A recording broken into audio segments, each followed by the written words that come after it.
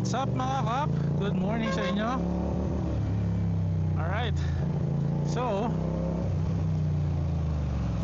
may bago tayong sistema pagdating sa RFIDs na in-announce just this week. Alright. So tingnan natin siya ngayon.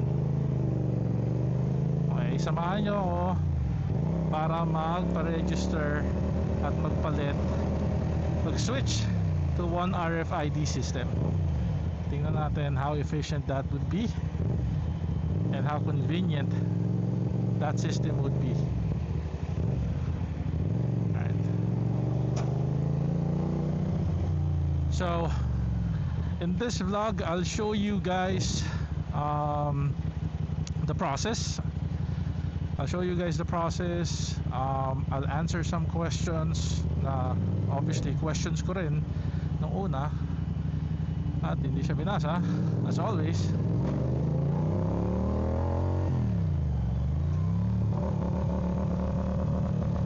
Anyway, as I was saying, ayan, I'll show you guys the process.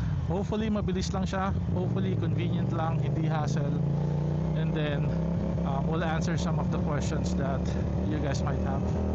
So ito na, samahan nyo ako.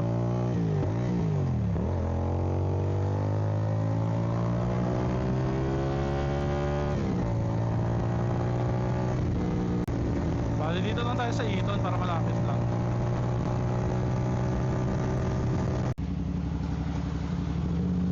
Ayun, dito lang tayo.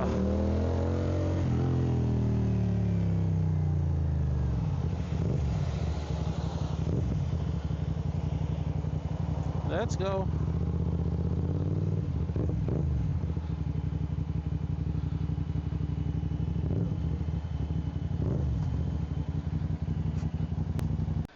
Hello madam, dun sa one RFID Dito kayo pupunta sa Santa Rosa. Santa Rosa, pag-exit ko dun lang, meron dun. Okay, sige. Okay, thank you. So kailangan natin Santa Rosa. So dapat dito pupunta Santa Rosa, southbound, northbound, Tiplex office. Okay, let's go. Kaya pala walang masyadong tao.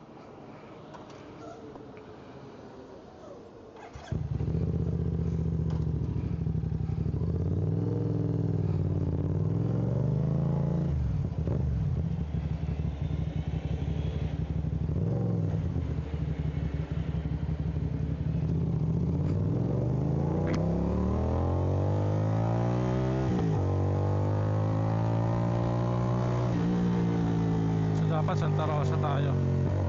Let's go.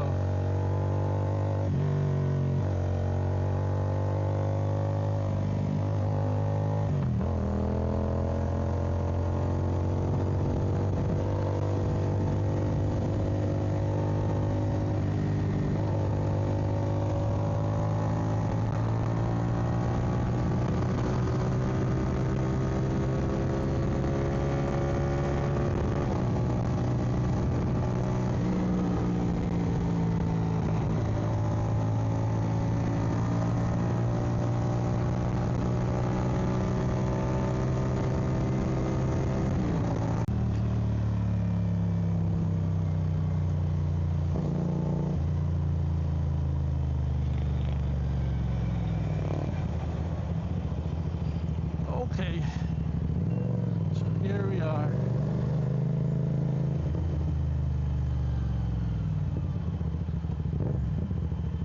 Medyo madaming tao ah.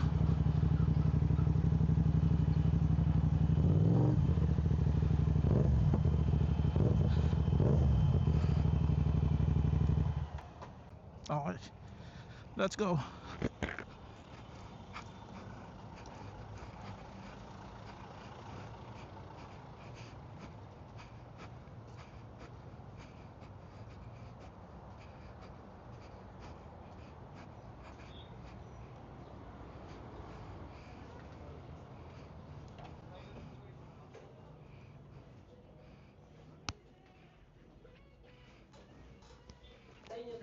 One RFID.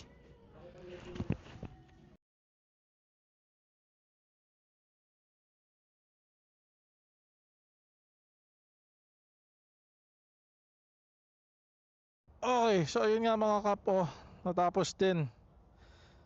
Okay, okay na tayo for interoperability. Yan, goods na tayo. Kung tutusin, madali lang yung process eh. Mabilis lang sana siya. However, hindi ganun ka-efficient yung ginawa nilang sistema. So, okay. Summarize natin yung steps. So first, registering online is useless. That's the first thing. Wala. Kahit nag-register ka na online, wala. Mag-fill up ka pa rin dito, i-register ka uli nila. Ganun siya. Okay? So that's the first. Second, i-validate nila yung information mo dito, which is great. However, nagtatagal siya kasi it seems like chinachat nila, sinasend nila yung information mo to their back office team, as they said. So yun yung sabi nila, back office.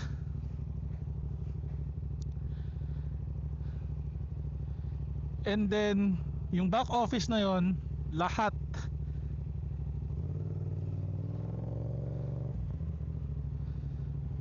lang.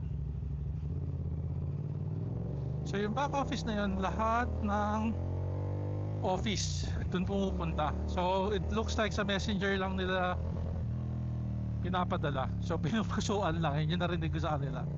So ipaprocess doon yung registration mo sa back office. Only then you will receive another OTP. Yeah.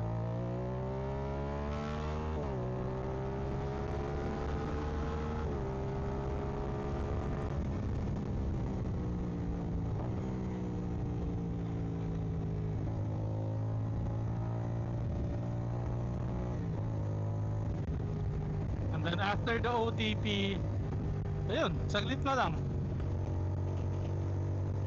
Kung meron kang both AutoSweep tsaka EasyTrip, kailangan lang tanggalin yung isa, which in this case yung EasyTrip, which is tinanggal na ni ate.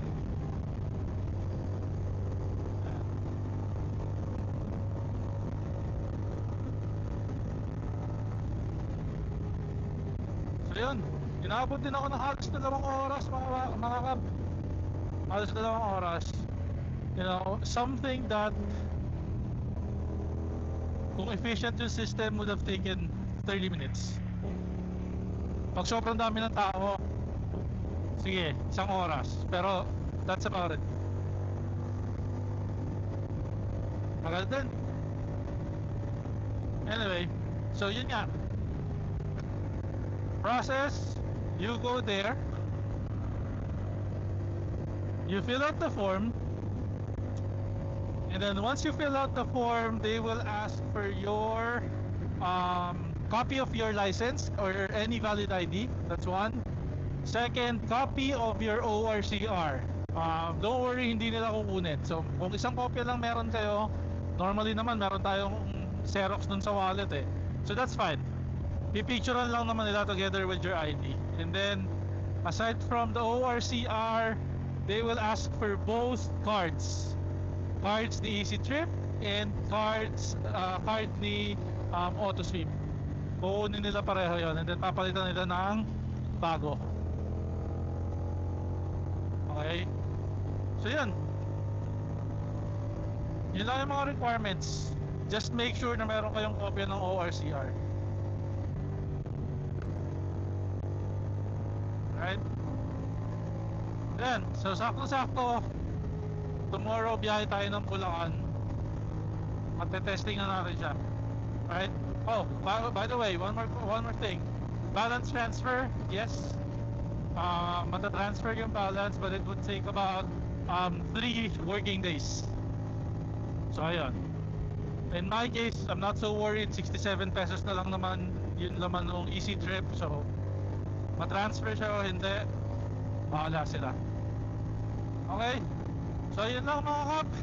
Maraming salamat sa panonood. Hope nakatulong to and nasagot yung mga questions nyo. Okay? Thank you so much. Babush!